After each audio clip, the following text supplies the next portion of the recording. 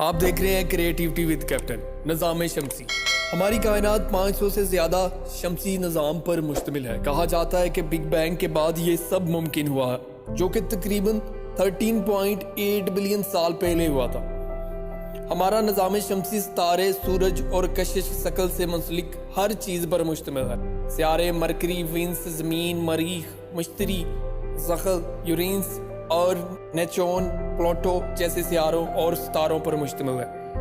کائنات میں تمام ساحلوں پر ریت کے دانوں سے زیادہ ستارے موجود ہیں، حالانکہ کائنات کا 95% حصہ پوشیدہ ہے۔ نظام شمسی تقریباً 4.6 بلین سال پرانا ہے۔ سورج اور زمین کے درمیان فاصلہ اوسطاً 14 کروڑ 96 لاکھ کلومیٹر ہے۔ یہ اندازہ ہے کیونکہ فاصلہ ہمیشہ ایک جیسے نہیں رہتے۔ سورج زمین سے 109 گنا اور بڑے پیمانے پر زمین سے 33 گنا ہے۔ ہم جانتے ہیں کہ زمین سورج کے گرد گردش کر رہی ہے، اور یہ بھی جانتے ہیں کہ زمین اپنے محور پر بھی گھوم رہی ہے، مگر یہ بات کم لوگ جانتے ہیں کہ زمین کی حرکت 2 طرح کی نہیں 4 قسم کی ہے۔ پہلی حرکت زمین اپنے ایکسس کے گرد روٹیٹ کرتی ہے۔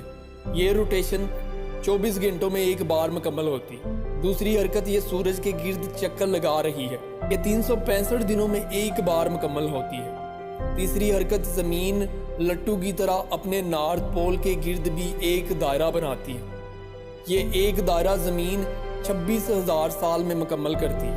اسی خاطر ہر 3,000 سال بعد شمالی قطب پر موجودہ ستارہ تبدیل ہو جاتا ہے۔ اس حرکت کو ایکسل پریسیشن کہا جاتا ہے۔ چوتھی حرکت چاند نے ہماری زمین کو تھام رکھا ہے۔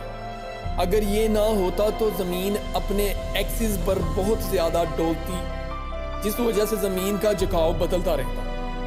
آج زمین کا جھکاؤ 23.5 ڈگری ہے۔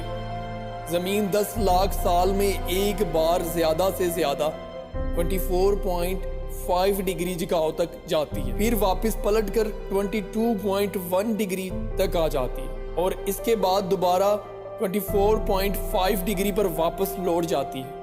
یعنی زمین اپنے جھکاؤ پر ڈولتی رہتی ہے۔ اس حرکت کو فلکیات میں اوبلیکوٹی کہتے ہیں۔ اگر چاند نہ ہوتا تو زمین کا یہ جھکاؤ 90 ڈگری تک تبدیل ہو سکتا تھا۔